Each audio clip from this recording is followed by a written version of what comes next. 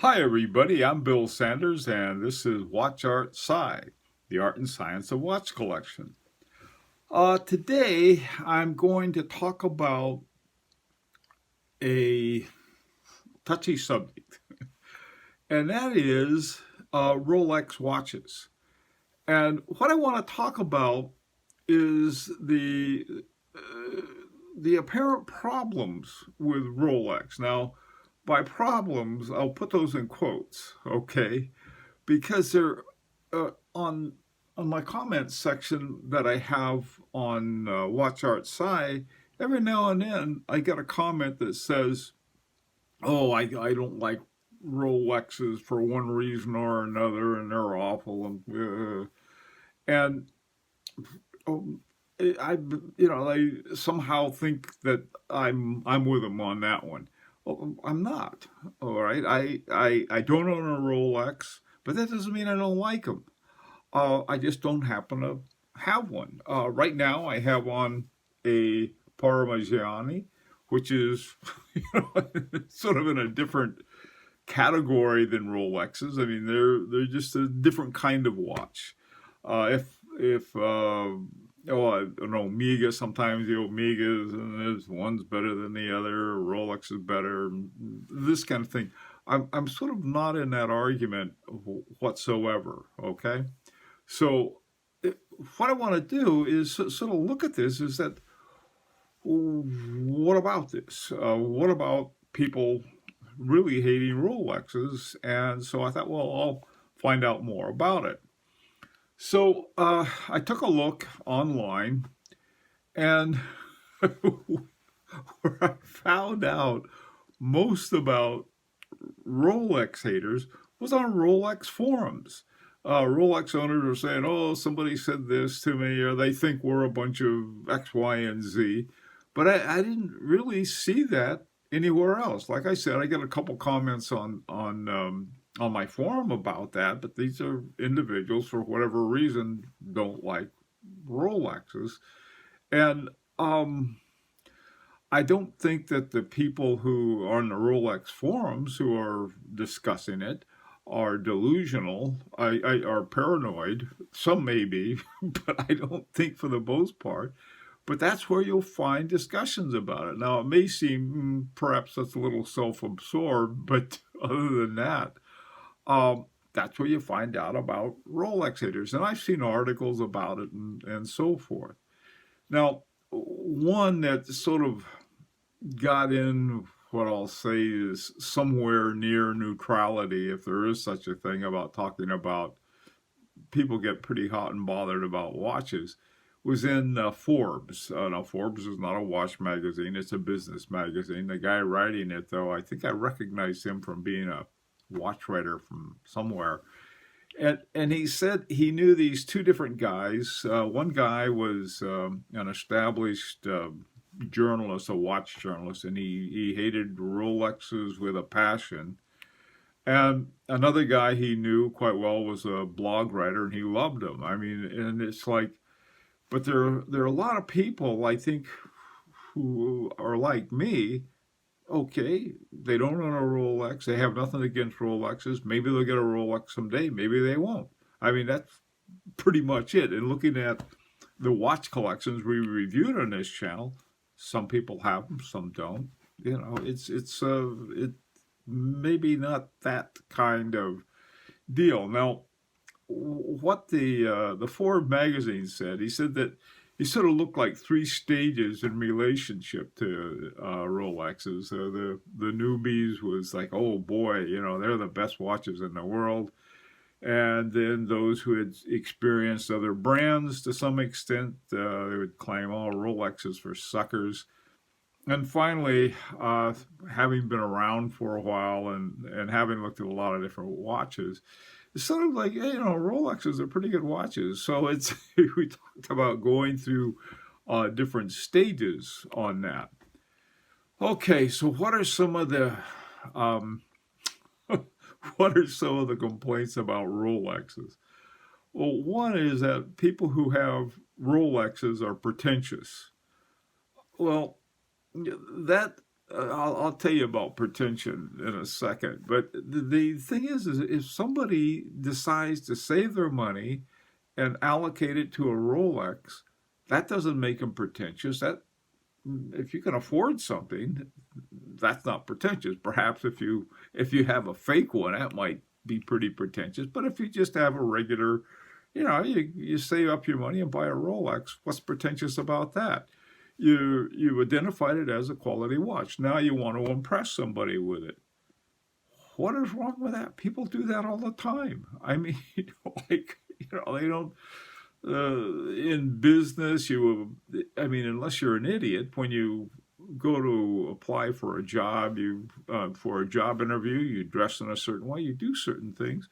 I mean, yeah, we do that all the time, but people act as though that's pretentious. Let me tell you about being pretentious. And it wasn't pretentious on purpose. I bought a Rolls Royce silver spur long wheelbase saloon. Now that car is about a half a block long. That was a wonderful car. And I got it for two reasons. One, I've always wanted a Rolls Royce. That was no other reason than that. And second of all, my wife and I just moved to New England. I thought, wow, this would be great. We'll join a Rolls Royce club and we'll get to see all these different places in New England. And that's exactly what we did. That's how we learned about it. But boy, I tell you, the treatment you got driving a Rolls Royce. We used to go up to Boston and park right in front of the Marriott and tell the guys to watch it for us, and they were happy to. We didn't have to pay for parking. So we're more of scallywags, I think, than pretentious. It was a lot of fun. But I mean, so like by comparison, somebody having a Rolex wasn't too pretentious. Some of the people that I used to fly with, people who own airplanes have a lot of money for the most part. I didn't. I got lucky on a book I wrote, but these people weren't pretentious. You don't have to. I mean, the least pretentious, they're pain in the neck and arrogant is all get out. Pilots are. And they're sort of a fun group. Now, I think with Rolex owners, they're poor. I mean, if you own a Rolex, enjoy it and don't listen to anybody else. That's my own thought about it. And but there are a couple things that would help for Rolex owners. There are two things that I would advise if you have a Rolex. Don't say this. First of all, don't say, well, other people are jealous. Well, there are a lot of people with really excellent watches, and they can buy Rolexes by the carton, okay? But they don't have a Rolex they just don't appeal to them for whatever reason. And if you say they're jealous, it just sort of makes you look like, oh, somebody has a cheap Swatch or something and says you're jealous because you don't have one. You say they're nuts. It's sort of that. So that's one thing I think other watches owners like, come on, it's not jealousy. It's just something else, okay? The other thing is that there's this, so everyone who is a watch collector should have a Rolex. I guess everyone the watch collector should have a Parmigiani with a robin egg blue dial, something like that. Why? I mean, let me tell you an example about a guy who had an Omega collection. He loved Omegas. I listened to this guy one day. I could listen to him. He knew so much about Omegas, and he loved them, and that's the only thing he cared about. He never said anything bad about any other kind of watch. He just focused on what he liked. And that would be my advice to somebody who likes Rolexes to the exclusion of everything else. All right. I've reviewed a lot of watch collections for this channel. And a lot of the collections include Rolexes. And I think that as far as Rolex is concerned, there were three main types, okay, of collections relative to Rolex. The first type is that the Rolex was the best watch in their collection. And by best, I mean it was the most expensive and really top quality watch. And so that's one type of collector. And so you have all these watches, and then sort of like the star on top of the Christmas tree, you have a Rolex. Okay. Second, uh, there weren't too many of these. There was some, and this is that Rolex was the only watch. They seemed to just want to have Rolexes, and so they have all these different types of Rolexes. And they just had a couple on that, and that's not too common, but it's like that Omega collector. Some people like the same watch, and they want every variety of them, and they know all of the varieties of them. Okay, so that's another type of collector, a Rolex collector. And finally, the one that most of the people I talk to the most, they have really good watches. I mean, like the top quality watches. They'll have Patek Philippe's, they'll have FP Journes, Beauvais, all of these really high quality watches, and they'll have some Rolexes. And a Rolex is just another watch in their collection. It's not the best.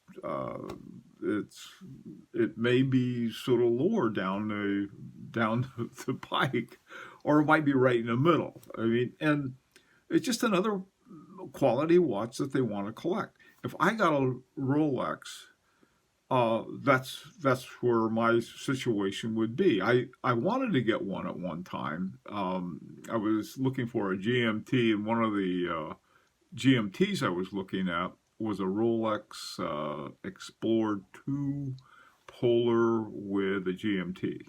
I think that's right. There are a lot of, and also too, I like the GMT Master, something other Rolex. I really like those. But then I went out and blew my money on a really expensive watch and couldn't afford one. Okay, I bought a couple FP Journes and a Vacheron Constantin America in 1921, and I didn't have any money left. And but I ended up getting a great deal on a Zenith GMT. Now, the fact that I don't have a Rolex wasn't. It just sometimes things drop. Anybody who collects watches must have had at least one experience, if not more. Got ink all over my hands. If they must have had one experience or more where something happens, a watch they wanted wasn't available, and then something else happens, and all of a sudden they end up with a watch they didn't expect to have, and they really like it. That happened to me with the Zenith. It was Zenith Elite. I wasn't even considering that, and turned out okay. With Rolexes, that can happen too. They're a watch. Okay, so this is something to keep in mind, because then people don't get all wrapped up in the kinds of things that, the Rolex is this or that.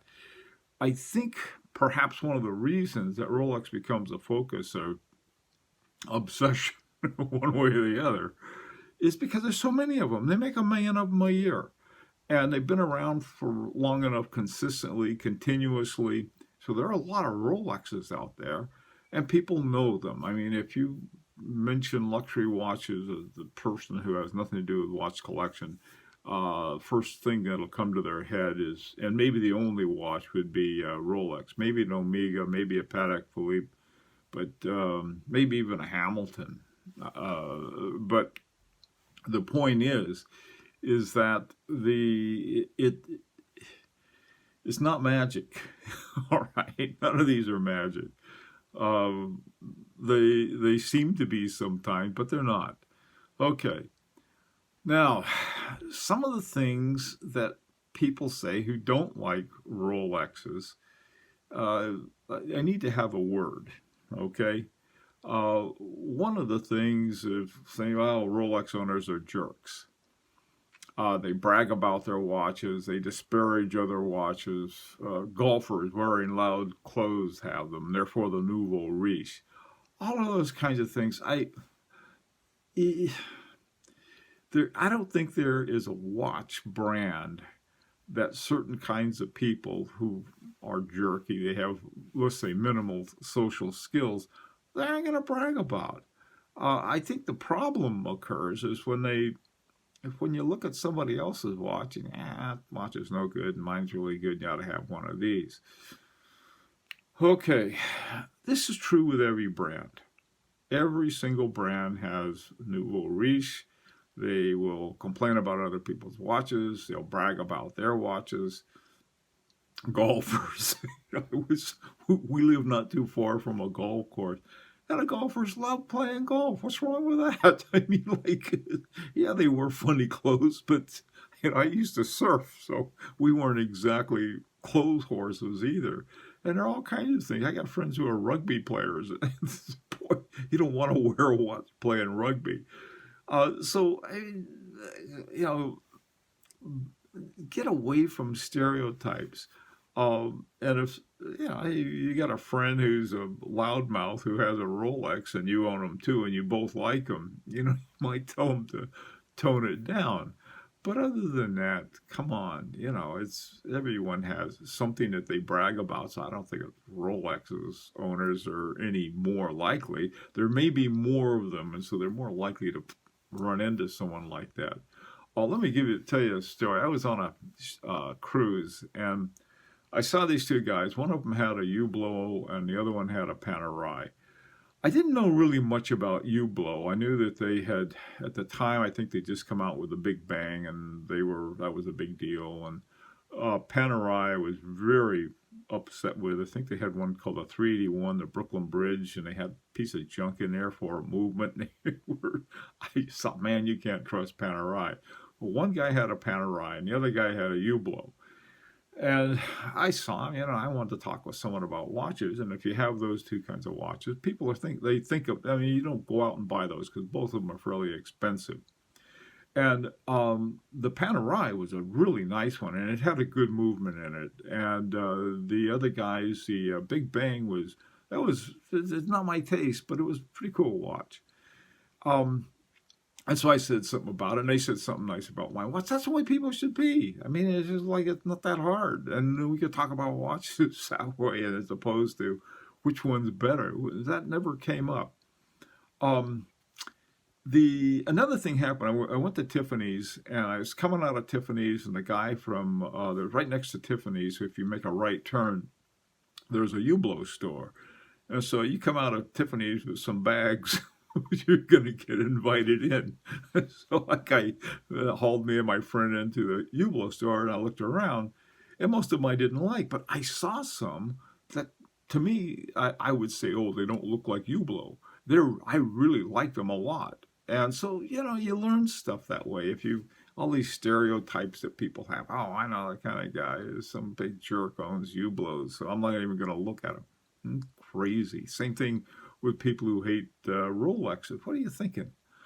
There was a guy, too, who had a really beautiful Audemars Piguet Royal Oak. I mean, it was a really nice one.